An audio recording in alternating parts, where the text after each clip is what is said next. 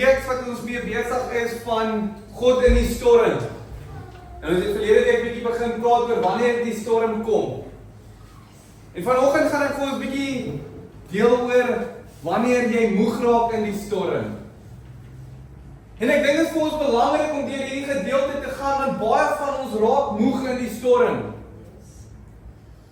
Ek dink meer kere as nie is ons moeg as wat ons krag het en energie het om vorentoe te gaan. En die dinge van die wêreld raak vir ons partykeer so baie. Dit raak vir ons soveel. En ons raak moeg. En ons het verlede week toe ons begin praat oor God in die storm, toe ons bietjie gekyk na koning Josafat. En ons het gesien koning Josafat het in 'n verkeerde alliansie ingegaan wat veroorsaak het dat hy moes terugdraai na God toe. En hy het op 'n punt gekom wat hy teruggedraai het na God toe.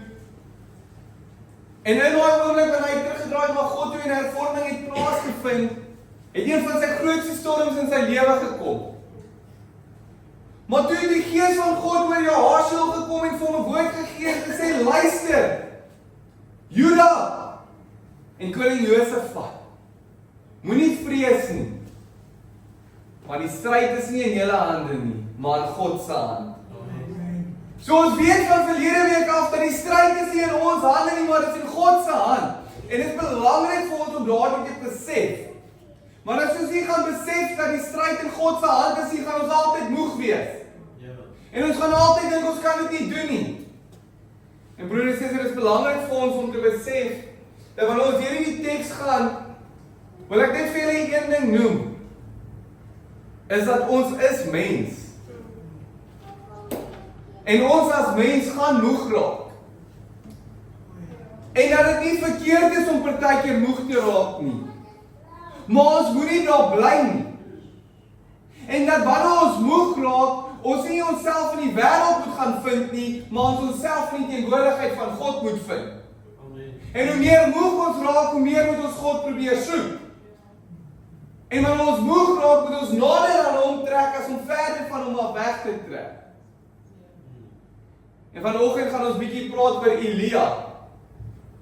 Ons gaan praat oor die profeet Elia, wat goeie werk vir God gedoen het, wat hard gewerk het, wat 'n begeerte in sy hart gehad het om te sien hoe mense terugdraai na God toe.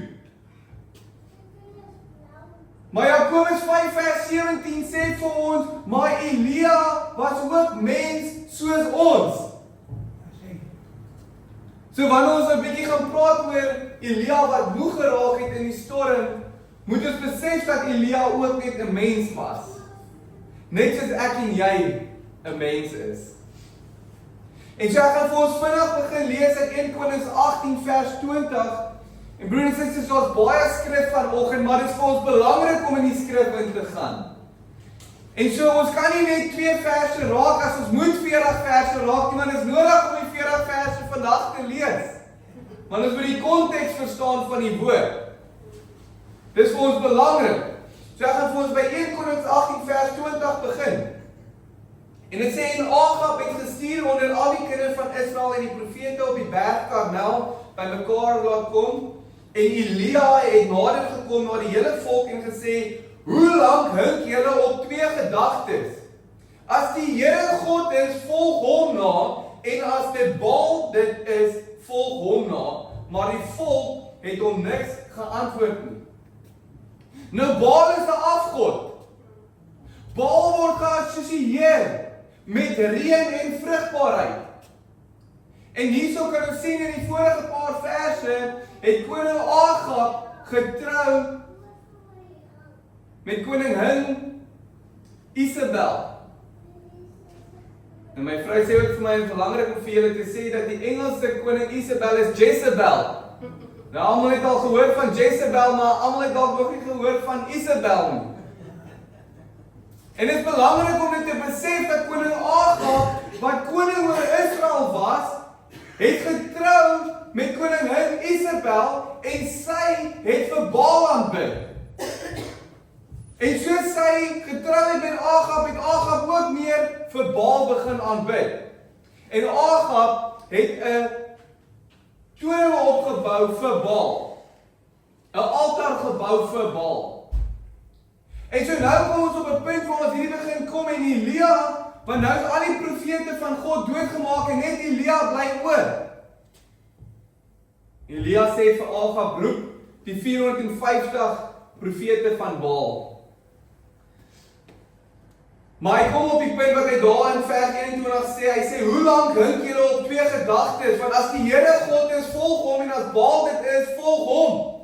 En dit wys ons hoe belangrik dit is om nie lauwarm te wees in ons lewe nie. Nie om te weet, dien ons vir God of dien ons die wêreld nie, broers en susters. En hier kan ons sien in die Ou Testament, honderde jare terug, dat die profeet Elia, wat geywer het vir God, wat hierdie begeerte in sy hart gehad het om die werk van God te sien vorentoe gaan, het gesê, luister, moenie hink op twee gedagtes nie. Kies vir God of kies vir Baal.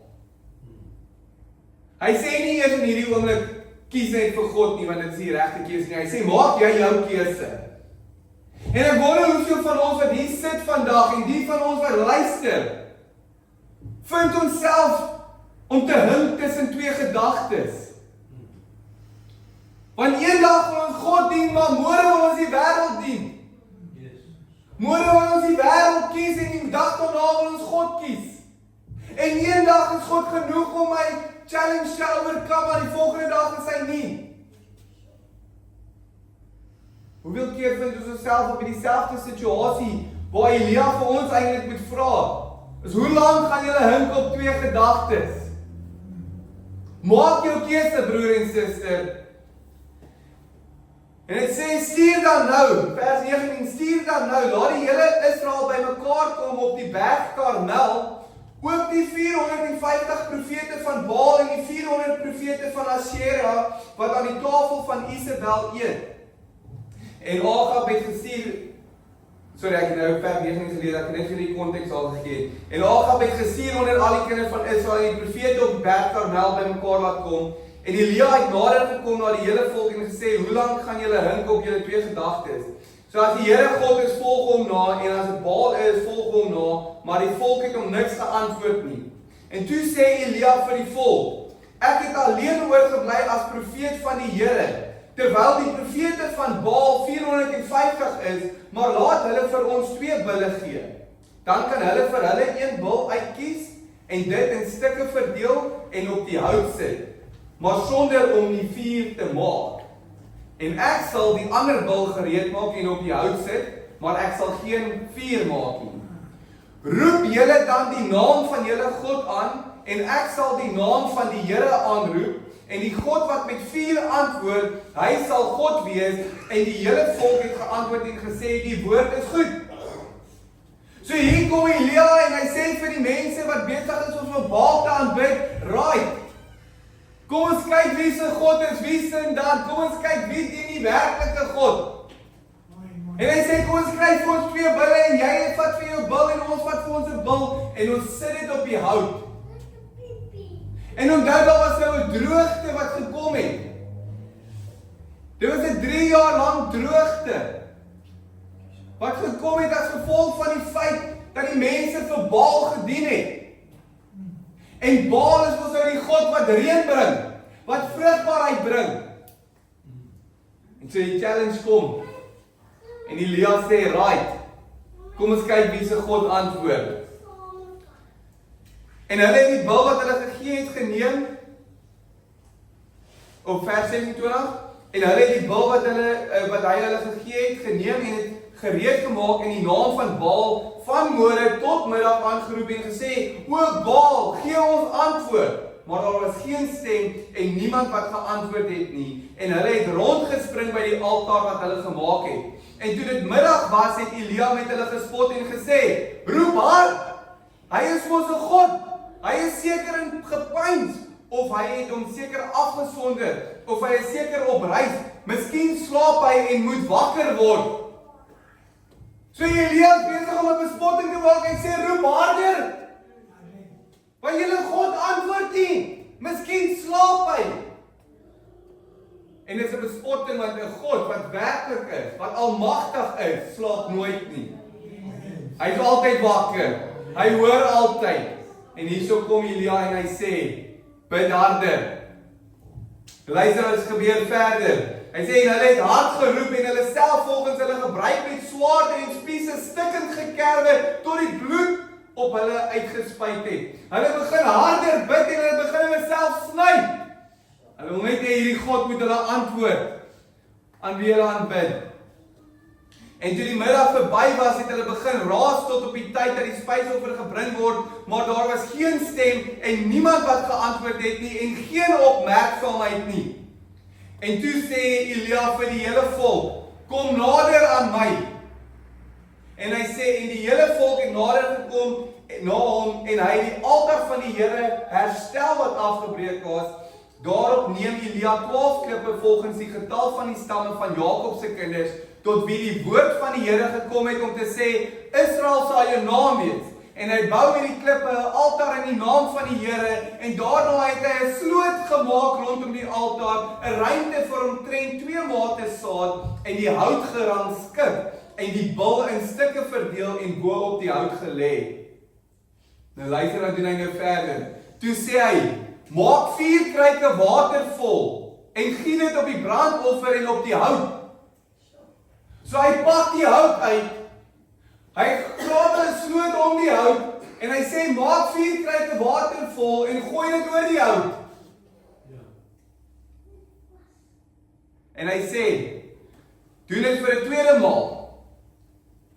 En hulle het dit vir 'n tweede maal gedoen, en hy sê, doen dit vir 'n derde maal. En hulle het dit vir 'n derde maal gedoen. Sodat die water rondom die altaar geloop het, en ook die sloot het hy vol water gemaak. En op die tyd dat hulle die spysoffer bring, het die profeet Elia nader gekom en gesê, Here, God van Abraham, Isak en Israel, laat dit vandag bekend word, dat U God in Israel is, en ek U knegt, en dat ek al hierdie dinge op U woord gedoen het. Antwoord my, Here, antwoord my, sodat hierdie volk kan erken dat U, Here God is, en dat U hulle harte tot U laat terugkeer. Hy pleit aan die Here, hy sê, Here, antwoord. En hy daarop het die vuur van die Here neergeval, en die brandoffer, en die hout, en die klippe, en die stof verteer. Ja, die water wat in die sloot was opgelek. En toe die hele volk dit sien, het hulle op hulle aangesig geval en gesê, die Here, hy is God. Die Here, hy is God.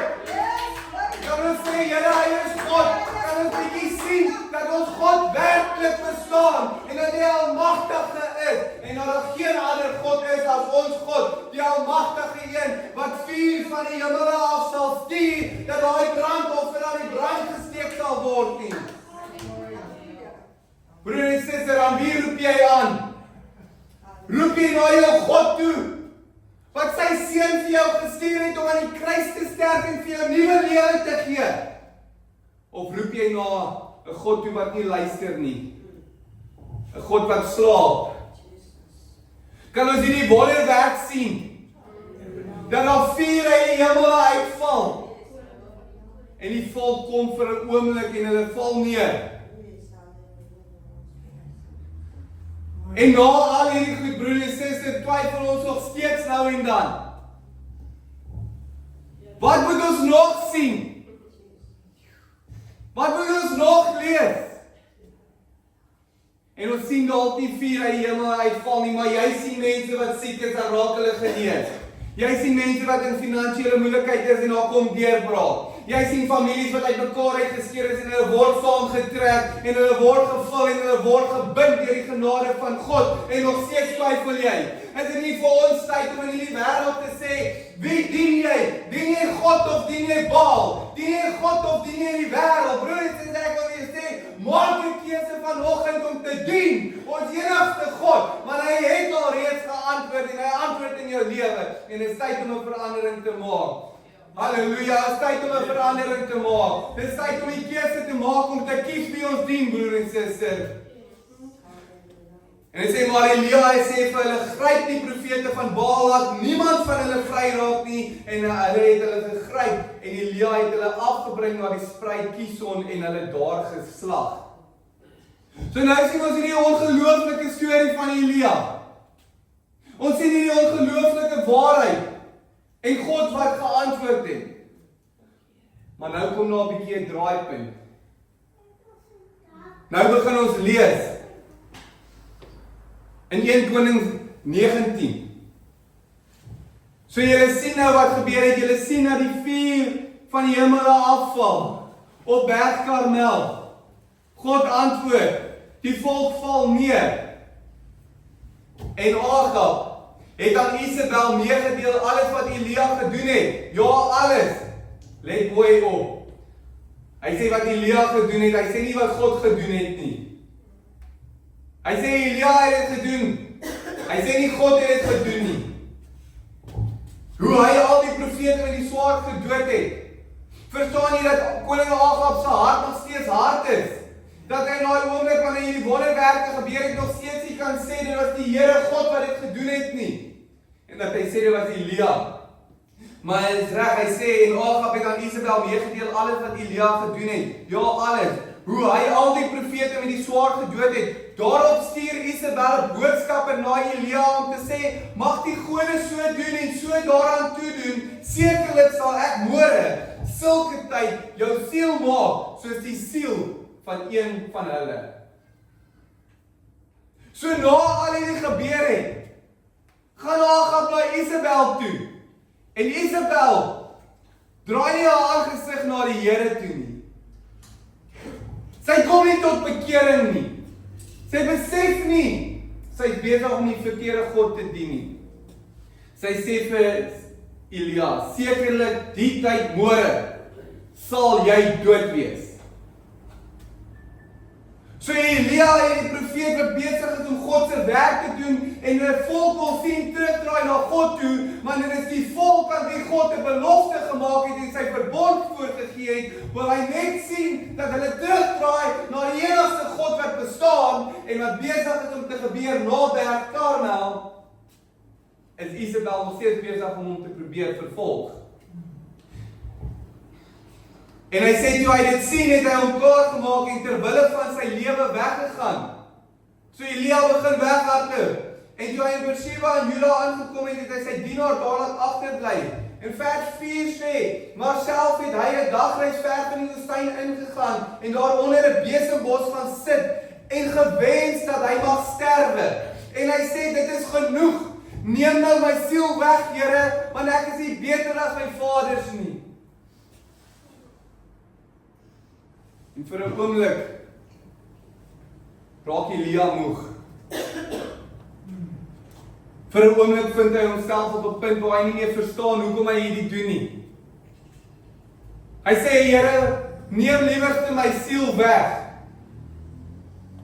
En broer en suster, hoeveel van julle wat julle self in 'n storm vind, wat deur die reis van lewe gaan, kom op 'n punt wat julle onder die besembos gaan sit en sê, Here, vat liewer vir my lewe weg, want ek kan nie meer nie.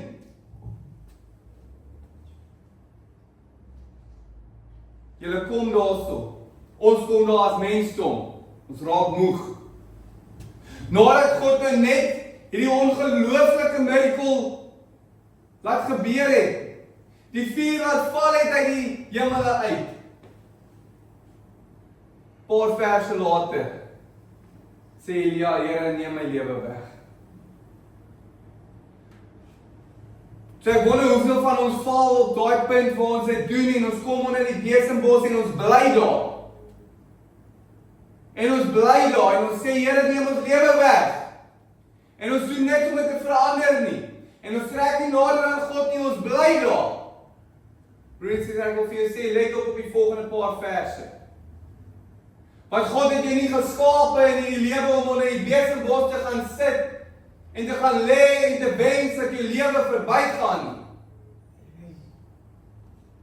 Dit sê daarop gaan lê hy en raak onder 'n besembos aan die slaap. En kyk, daar raak 'n engel aan hom en sê vir hom, staan op en eet. En moet vir 'n oomblik dit raak sien en dit is so mooi. Dat God verstaan as jy moeg raak. Die eerste ding wat God hier gedoen het, is nie om vir Elia te rebuke nie. Is nie om vir hom te sê, jy mag nie meer 'n profeet wees nie. Is nie om sy gawes weg te vat en te sê, Elia, jy is sleg nie. Wat God doen, is hy stuur 'n engel. Hy stuur 'n engel. En die engel sê, staan op, eet. En toe hy opkyk, was daar aan sy kop en eind 'n broodkoek op warm klippe gebak en 'n kruik water. En hy het geëet en gedrink en weer gaan lê. En die engel van die Here het weer vir die tweede maal gekom en hom aangeraak en gesê, staan op, eet, anders is die pad vir jou te veel. En hy het opgestaan en geëet en gedrink en deur die krag van die voedsel 40 dae en 40 nagte lank geloop tot by die berg van God Horeb. Broers en susters, ek wil vir jou sê dat wanneer daai oomblik gaan kom wat jy moeg is onder daai besembos, dan is God steeds teenwoordig in jou lewe. En hy gaan vir jou rus bring. En hy gaan jou voed. En hy gaan jou dorslus, broer en suster. En jy moet jouself oopmaak om ook te kan kom rus. Daar is iets so mooi in die Sabbat. Want ons weet die rus is in God, maar daar is ietsie daarin om net fisies ook te rus. En ons vind onsself om so besig te wees as mensdom. Ons wil die hele tyd besig wees, ons wil die hele tyd vriende hê, ons wil die hele tyd in 'n kroeg gaan sit, ons wil die hele tyd rugby kyk, ons wil die hele tyd dit en dat. Wanneer kom jy vir 'n oomblik wanneer jy 'n paar ure by jou huis net sit en rus? Wanneer kom jy op 'n punt wanneer jy net sit en rus in die teenwoordigheid van God? Wanneer jy nou 'n oomblik na hom toe gaan? Ek wil vir jou sê, dis belangrik om te rus. Want die storms is werklik. En ons mag moontlik moeg raak. Maar daar is rus vir ons gegee. En God is ons rus. En so wanneer ons in sy teenwoordigheid inkom, wanneer ons in ons binnekamer ingaan, dan gaan hy jou voed. En hy gaan jou voed met sy woord en hy gaan jou voed met sy gees. En hy gaan voorsiening bring vir jou. Maar jy moet toelaat om vir 'n oomblik ook jouself te sê, ek gaan nou net gaan sit. Ek gaan fisies afskakel vir 'n paar ure. En toelaat om fisies ook rus te kry. Hierso het God laat Elia slaap. En hy het geslaap. Dat hy kan rus kry. En dit gaan verder om te sê, die voedsel 40 dae en 40 nagte lank geloop, en tot by die berg van God Horeb. Nou daai berg Horeb is Mount Sinai, is dieselfde berg reeds, waarop die verbond van God vir Moses gegee is. Waar die 10 gebooie aan Moses gegee is, dit is waar die verbond gemaak is met Israel. En lees verder en sê, en hy het daar in spelonk gegaan en die nag oorgebly. Beteken hy het in 'n grot ingegaan en kyk, die woord van die Here het tot hom gekom en vir hom gesê, wat maak jy hier, Elia? En luister wat sê Elia. En hy antwoord, ek het baie geywer vir die Here, die God van die leerskare, want die kinders van Israel het u verbond verlaat. Hulle het u altere afgebreek en u profete met die swaard gedood, sodat ek alleen oorgebly het en hulle soek my lewe om dit weg te neem. En voor 'n oomblik kom Elia in hierdie oomblik waar die moegheid sy perspektief begin vernou. Want wat Elia besig is om te sien is, hy sien hy's alleen. Hy sê al die profete is doodgemaak. Hy sê die verbond is gebreek. En hulle soek hom. Hulle soek sy lewe. En vir Elia sê hy het hard geywer en hierdie ywer is 'n begeerte om 'n begeerte in jou hart te hê om werk te doen vir die koninkryk van God. Hy het hard gewerk. Maar hy het daai begeerte gehad om elke oggend op te staan en te werk vir die Here. Ek wonder hoeveel van ons ywer. Ek wonder hoeveel van ons raak moeg omdat ons hard werk vir die Here. Maar ons is altyd moeg, maar ons doen baie min. So broer en suster, in dieselfde oomblik met Elia waar hy moeg raak. Wil ek vir jou sê, hoeveel keer bid jy vir iemand? Hoeveel keer nooi jy iemand kerk toe? Hoeveel keer deel jy jou getuienis en jy sien nog steeds nie 'n hart wat verander word nie? Ek wil vir jou sê, God is al reeds besig met 'n baie groter plan. En so moet nooit moeg raak om te bid nie. Moet nooit moeg raak om mense kerk toe te nooi nie. Moet nooit moeg raak om die evangelie te deel nie. Want wat jy nou sien is dalk 'n hart wat nie verander word nie, maar wat God besig is om te doen is om iemand se hart te versag. En om die oomblik reg te maak wanneer daai persoon heeltemal gaan draai en hom begin volg. So ek wil vir jou sê, ons kan nie moeg raak om te ywer vir die Here nie, want dit is goed om te werk vir die Here. Dit is goed om sy aangesig te soek en aan te hou hoor by hom wat jy moet doen. En vir 'n oomblik het Elia die plan wat God met hom het begin miskyk. Want hy het moeg geraak. Ek wil vir jou sê, moenie, omdat jy moeg is, dink daar's nie 'n purpose in jou lewe nie. Moenie omdat jy moeg raak, dink dit raak jou nuwe identiteit nie. Moenie omdat jy moeg raak, dink dat daar nie 'n uitkoms is nie, broer en suster. Want as jy een ding verstaan, dat die God wat in die hemele is, weet waardeur jy gaan. En een ding wat ek vir jou kan sê is, hy raak nie moeg met jou nie. En hy is nog steeds lief vir jou. En jy is nog steeds sy kind. En hy het nog steeds die plan wat hy het met jou lewe. So moenie moeg raak en wegdraai nie. Kom liewerste nader. Kom nader aan sy teenwoordigheid. Hoor jy hoe mooi is die verder dit sê? En hy sê, God sê vir hom, gaan uit en staan op die berg voor die aangesig van die Here, en kyk, die Here het verbygegaan, terwyl 'n groot en sterk wind die berge skeur en die rotse verbreek voor die Here uit. In die wind was die Here nie. En na die wind 'n aardbewing, en die aardbewing was die Here ook nie. En na die aardbewing 'n vuur, en in die vuur was die Here nie. En na die vuur, die gesuis van 'n sagte koelte. En toe Elia dit hoor, het hy sy gelaat met sy mantel toegedraai en uitgegaan en by die ingang van die spelonk gaan staan. Broers, ek wil vir jou sê, dat God nie net in die dramatiese gebeurtenisse is nie. Dat God nie net is in die vuur wat val van die hemele af op Berg Karmel nie. Maar vir 'n oomblik het God gekom in 'n sagte koelte. En hy het geantwoord. En hulle sê in die Hebreëus is 'n baie moeilike ding om te verduidelik, maar hulle praat van 'n stem van dun stilte. En ons sien in daai oomblik in daai stem van dun stilte het Elia gereageer.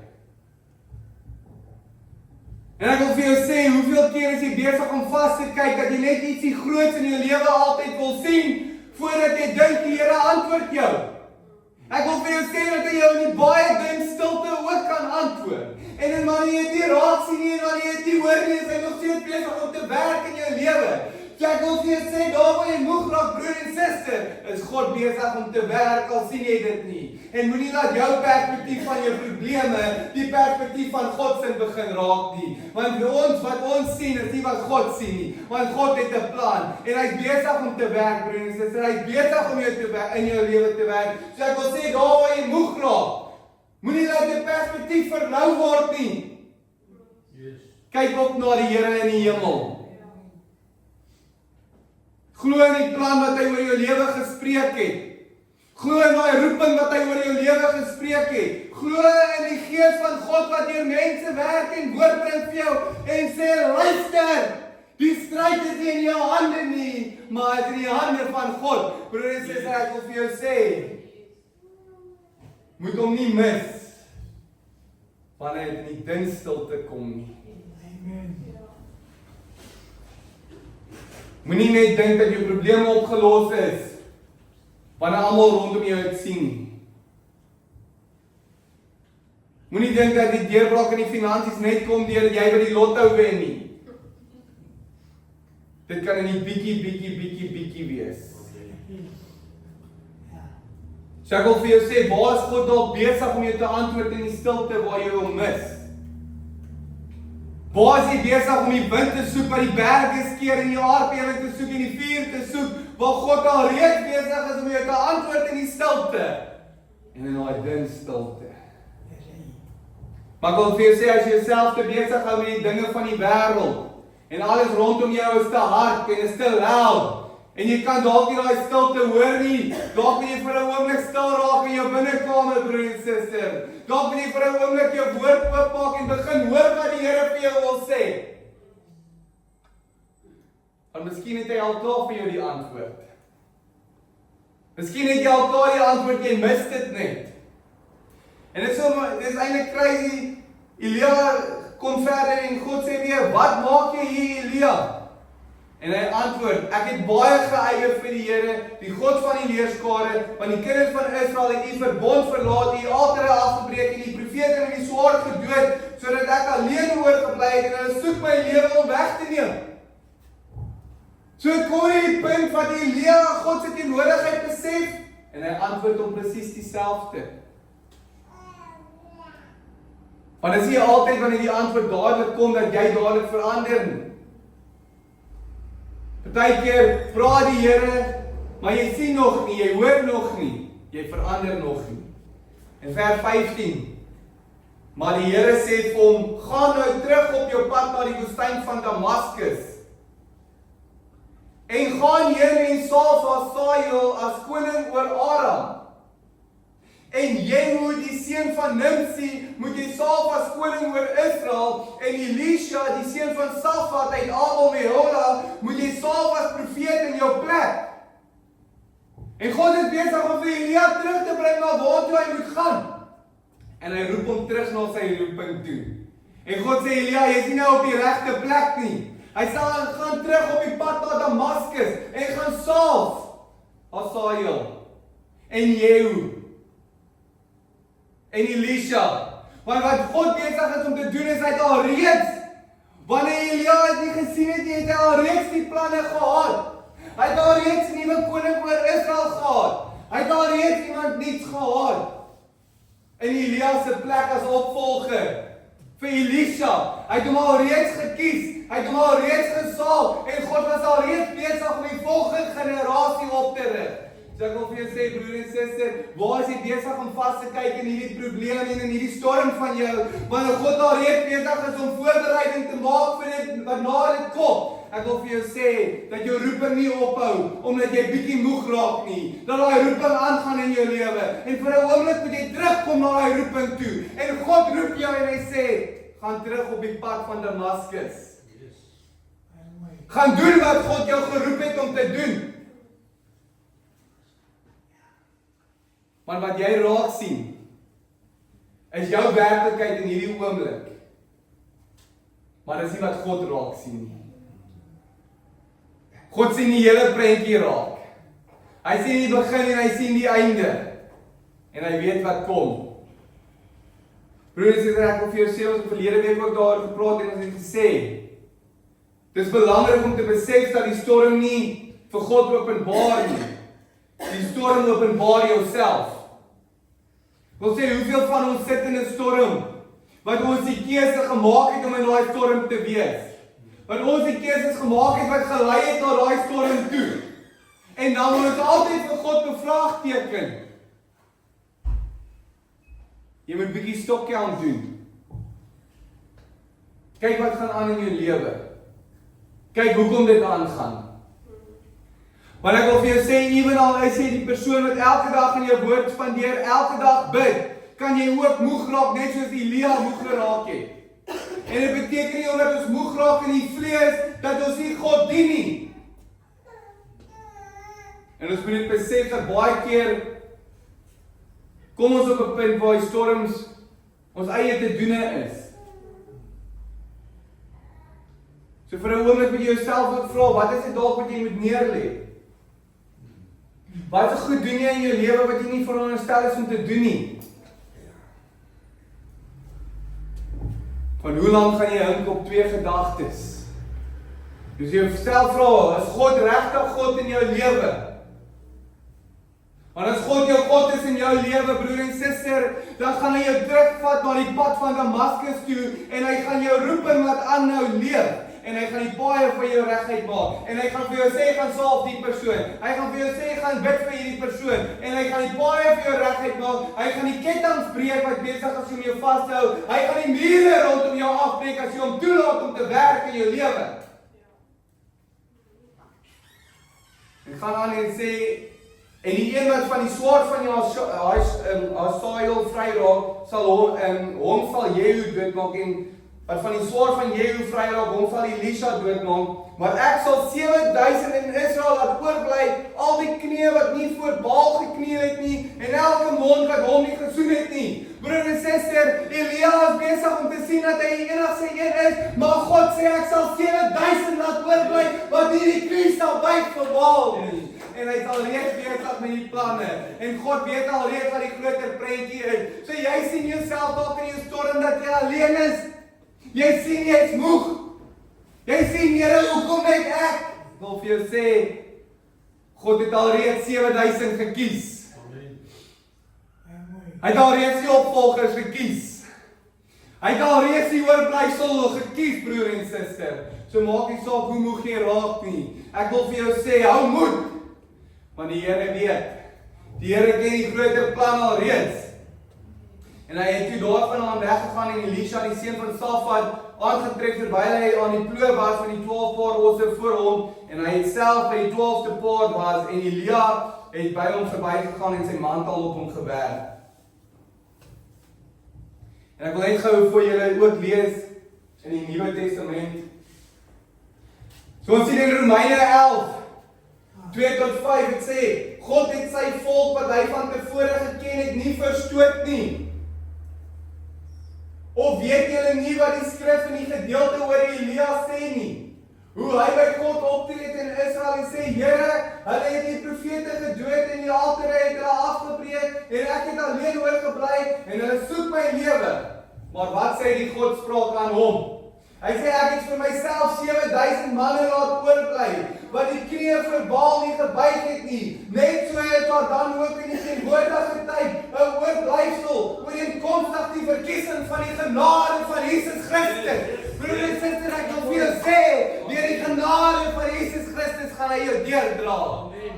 En daai storm wat dalk baie is, en daai storm waar jy voel jy kan nie deurkom nie, en wanneer jy onder die besembos gaan slaap, broer en suster, en jy sê, Here, neem my lewe weg, wil ek vir jou sê, daar's 'n baie groter plan waarmee God besig is, en hy het al reeds die 7000 uitgekies, en hy het al reeds vir Elisha geseën en gesalf om die opvolger te wees. So hou aan, hou moed in jou lewe, en wanneer jy moeg raak, broer en suster, in hierdie journey van jou, en in die storm wil ek vir jou sê, hou vas aan die belofte, wat God vir jou lewe gespreek het. Hou vas aan daai roeping, broer en suster, want dit is baie groter, as wat jy van die oog af kan sien, want wanneer jy alleen voel, wil ek vir jou sê, God is daar, en het al reeds 7000 uitgekies, wat nooit die knie sal buig vir Baal nie. En ek wil vir jou sê,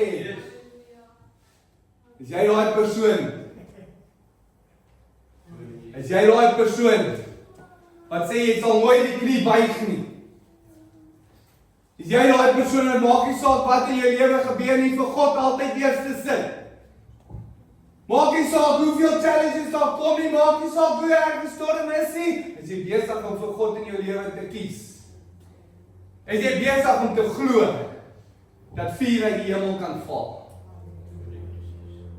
Broer en suster, dit kom deur die genade. Ek wil eintlik nou so graag die vers van Naamlik lees, laat julle sien. Ons moet besef die genade. Daar Romeine 11 in vers 6. Ek het hom nou nie op die skerm, ek gaan net so gou lees. En Paulus sê, dit is deur die genade. En as dit deur genade is, dan is dit nie meer uit die werke nie. Anders is die genade geen genade meer nie. En as dit uit die werke is, dan is dit nie meer genade nie. Anders is die werk geen meer werk nie. Broer en suster, dit is deur genade. Dit is net deur die genade van Christus, dat jy vandag kan opstaan uit jou storm uit. En dat jy in jou storm kan sê, wanneer jy moeg geraak het, Here, vat die Here van my stuurwiel en wys my hoe om hier uit te kom. Dit is die genade. Dit is die genade. En genade kom nie net deur die werke nie. Jy kan nie eers wil sien hoe alles verander voor jy glo nie. Jy moet glo voor die tyd, broer en suster. Jy moet deur die genade glo dat daar verandering in jou lewe kan kom. En ek wil vir jou sê wanneer jy moeg raak, moenie moed verloor nie. Moenie dink die lewe is verby nie. Hou aan. Want as 'n God wat lewe, daar's 'n God wat nie slaap nie. Daar's 'n God wat antwoord. So broer en suster, in jou journey vandag waar jy is, dis 'n werklikheid dat ons moeg raak. Ons is net mens. Maar vir 'n oomblik vind jouself op 'n punt waar jy na God toe hardloop. Vir 'n oomblik vind jouself in jou binnekamer, in die teenwoordigheid van God, met sy woord voor jou oop, en sê, Here, ek het U nodig. En glo vir 'n oomblik, dat hy jou uit daai storm uit kan dra. Ek het verlede week ook gesê dat ek en my vrou die laaste 2 maande deur 'n baie moeilike tyd in ons lewe gegaan het. Die Here het my kon sê, Destiny, net dag vir dag. Broer en suster, ek wil vir jou sê, die dae raak al hoe beter. En die dae raak al hoe soeter. En ek kan nou begin sien hoekom die Here vir my 2 maande gesê het, ek moet net dag vir dag vat, want hy het my gevorm, broer en suster. En hy het my reggemaak dat ek deur hierdie kan gaan.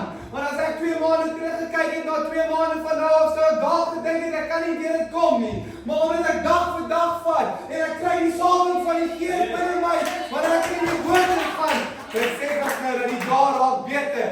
Die dae raak soeter en ek raak opgewonde, want ek weet ek dien 'n God wat waarlik is, ek dien 'n God wat lewe, ek dien 'n God wat nie slaap nie, broer en suster, jy dien 'n God wat nie slaap nie, en dit is tyd dat jy nie slaap nie, dit is tyd dat jy wakker word, dit is tyd dat jy in die teenwoordigheid van God kom, en dit is tyd dat jy nie die knie buig aan Satan nie, en dit is tyd dat jy nie die knie buig aan die storm nie. Dit is tyd dat jy die knie buig aan die God wat jou deur dit gaan dra. Worthy is the Lamb who was slain for your transgressions and your iniquity. Worthy is the Lamb. Kan jy dit sê in jou lewe? Ek wil soos in 'n laaste liedjie ingaan, ons gaan weer Worthy is the Lamb sing. Maak jou hart oop, broer en suster. Want hierdie storm is nie die einde van jou lewe nie. En dit is 'n keuse vandag wat jy maak of jy gaan ingee in die storm in, en of jy gaan ingee in die teenwoordigheid van God in. Moenie kyk na die mense rondom jou nie. Moenie kyk hoe die ander dit hanteer nie. Hanteer jy jou saak met die Here en die pad wat hy vir jou gekies het en die salwing en die roeping. Hanteer dit en kom voor God en vra vir hom, Here, wat is my volgende stap? Want ek is moeg, ek is uitgeput, Here, maar ek weet dat U se plan groter vir my is. Here, ek wil nie opgee nie. Ek wil hard ywer vir jou koninkryk. Ek wil goeie werk doen, Here, help my, dra my deur en gee my krag wat ek nodig het. Broer en suster, dis tyd om op te staan. Want God is goed. All the time. God is good. All the time. So kom ons prys hom. Kom ons gaan in worship en ons maak ons harte oop. En ons sing, Worthy is the Lamb.